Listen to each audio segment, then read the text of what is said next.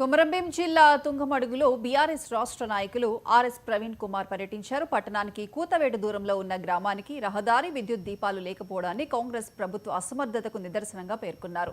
ప్రధాన రహదారి నుంచి ఊరి వరకు 2 కిలోమీటర్ల మట్టి రోడ్డు ఉండడంతో తీవ్ర ఇబ్బందులు ఎదుర్కొంటున్నామని ప్రజలు ఆర్ఎస్పీ దృష్టికి తీసుకొచ్చారు. వెంటనే స్పందించిన ఆర్ఎస్ ప్రవీణ్ కుమార్ తక్షణమే తుంగమడుగుకు రహదారి మంజూరు చేయాలని సీఎం రేవంత్ రెడ్డిని డిమాండ్ చేశారు. స్థానిక ఎమ్మెల్యే హరీష్ బాబు ప్రజలకు న్యాయం చేయకపోవడంపై ఆయన తీవ్ర అసంతృప్తి వ్యక్తం చేశారు.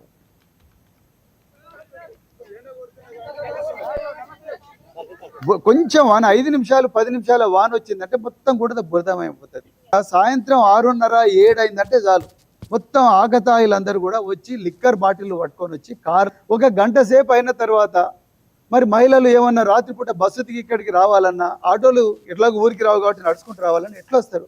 ఈ ప్రాంతంలో మరొక దిశ లాంటి సంఘటన కాదని గ్యారంటీ ఇవ్వగలరా రేవంత్ రెడ్డి గారు? మీరు ఈ ప్రాంతంలో ఒక ఆసిఫాబాద్లో జరిగిన సంఘటన అయితే సమత లాంటి సంఘటన జరగదని గ్యారంటీ ఇవ్వగలరా? అత్యాచారాలు జరగవని గ్యారంటీ ఇవ్వగలరా? మీరు ఆలోచించండి రేవంత్ రెడ్డి గారు. ఇంతవరకు మొన్నటి వరకు సీతక్క గారు మినిస్టర్గా ఉన్నారు.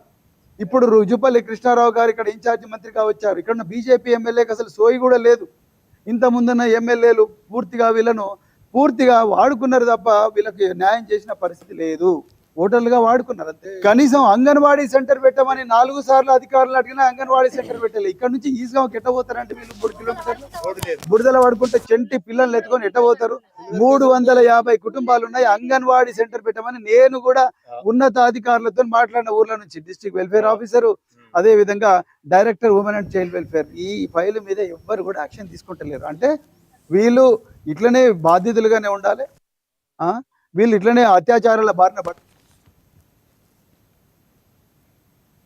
అన్నమయ్య జిల్లా రాయచోటి కలెక్టరేట్ ఎదుట పెన్షనర్లు ధర్నాకు